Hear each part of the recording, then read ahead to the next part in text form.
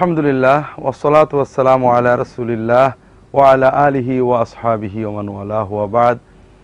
আসলে আমরা যেটা দেখলাম এটা যদিও একটা চিত্র, এটা আসলে আমাদের চারিপাশে প্রায়ই দেখতে পাচ্ছি আমরা।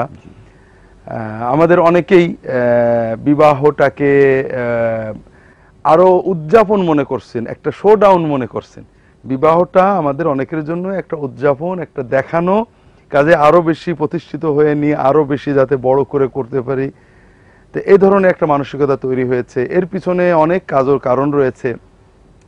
আসলে এর জন্য আমরা সর্বপ্রথম যে ক্ষতিগ্রস্ত হচ্ছি, আমাদের জীবন ও যৌবনকে হারাচ্ছি। আমরা দিন হারাচ্ছি, দুনিয়া হারাচ্ছি, আখিরাত হারাচ্ছি। পিছিয়ে আল্লাহ তাআলা বললেন কি, যে বিবাহের বয়স হয়েছে বিবাহ দিয়ে দাও, তারা যদি অসচ্ছল আল্লাহ সচ্ছল করে। এরপর অবশ্য আল্লাহ বললেন যারা একেবারেই না পারবে তারা অপেক্ষা করবে, তারা নিজেদেরকে সৎ রাখবে, চরিত্রকে বিশুদ্ধ রাখবে এবং চেষ্টা করতে থাকবে। তাহলে বিবাহ করতে না পারার দুটো পর্যায় রয়েছে। একটা হলো যে আমরা একেবারেই পারছি না, আমার অর্থনৈতিক একেবারেই সঙ্গতি নেই। আর একটা হলো মোটামুটি আছে, কিছু অসচ্ছলতা আছে। আল্লাহ তাআলা নির্দেশ দিচ্ছেন যে এই অসচ্ছলতার ভিতরে বিবাহ করতে হবে, সচ্ছলতা করতে হবেই। আল্লাহ রাসূল হাদিস শরীফে এভাবে বলেছেন, ইয়া মাশারাশ শাবাব মান ইসতাতা মিনকুমুল বাআতা ফালিয়াতাজাওয়াজ, তোমার ভিতরে যারই ন্যূনতম সামর্থ্য হবে সেজন্য বিবাহ করে নেয়। বিবাহ করলে জীবনটা সুশৃঙ্খলিত হয়, বিবাহ না করলে জীবনটা অর্থহীন থাকে, দুর্বিষহ। আল্লাহ তাআলা এই জীবনটাকে বানিয়েছেন উপভোগ করার জন্য। এই উপভোগটা হয় স্থায়ী হবে অথবা ক্ষণস্থায়ী। যারা বিবাহ করছি না তারা স্থায়ী উপভোগকে ত্যাগ করে অনেক সময় অবৈধ উপভোগ, ক্ষণস্থায়ী উপভোগ অথবা নিজের জীবনের যৌবনের চাহিদাটাকে অন্যান্যভাবে অপ্রাসঙ্গিক হাসি উল্লোড় করে কাটিয়ে দেওয়ার চেষ্টা করছি। তখন কি হচ্ছে, একটা পর্যায়ে যে আমাদের যৌবনটা স্তিমিত হয়ে আসে কিন্তু জীবনটা থেকে যায়। যৌবন স্তিমিত হয়ে যায়, জীবন থাকে। ওই জীবনটা যে কত দুর্বিষহ হয়ে যায়, আমরা যদি যথাসময়ে বিবাহ করি, আমাদের জীবনের দ্বিতীয় যেটা চাহিদা সন্তান, এই চাহিদা আমরা সময় মতো আমাদের জীবনে মানসিক চাহিদা পূরণ করে, আর আমরা সন্তানদেরকে সেইভাবে লালন পালন করতে পারি। আমাদের জীবন যখন শেষ পর্যায়ে চলে যাবে, পরিণত বয়সের বিবাহ, আমরা জীবনে বৃদ্ধ হব, হয়তো চোখ কানা হয়ে যাবে, হাতটা ভেঙে যাবে, কুচরি হয়ে যাব, কিন্তু জীবনটা থেকে যাবে।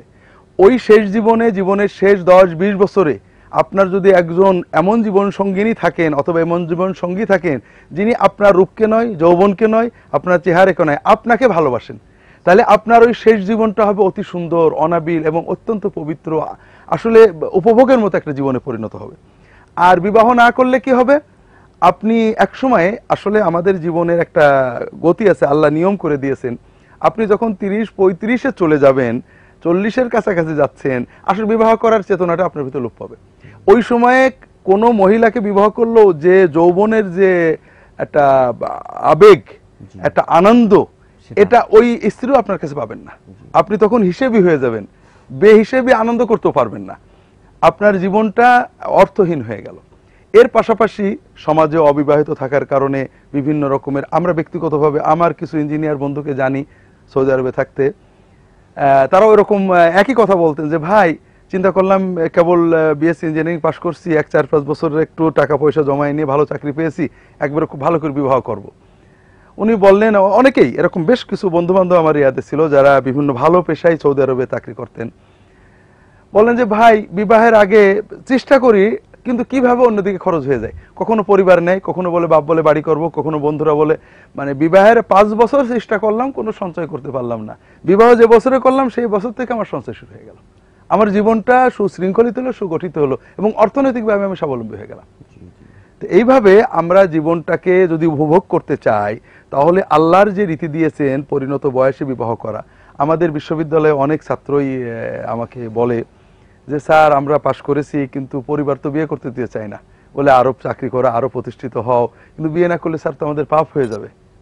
তো এই জন্য আমরা সবাইকে অনুরোধ করব, বিবাহকে উৎসাহ দেওয়া, ন্যূনতম সক্ষমতা থাকলেই, মানে বয়স হলেই বিবাহ করার জন্য সবাইকে উৎসাহ দেওয়া, সামাজিকভাবে এটাকে উৎসাহ দেওয়া, আমাদের সমাজকে রক্ষা করার যত অনৈতিকতা, ইফটিজিং, এইডস, বিভিন্ন রকমের বেহায়াপনা, এগুলোকে প্রতিরোধ করার জন্য বড় ঔষধ হলো যে বয়স হতেই বিবাহ করার জন্য সবাই মিলে উৎসাহ দেওয়া, বিবাহটাকে কম খরচে করা, বিবাহর আনুষ্ঠানিকতা বন্ধ করে বিবাহটাকে একটা নৈতিক দিনই দায়িত্ব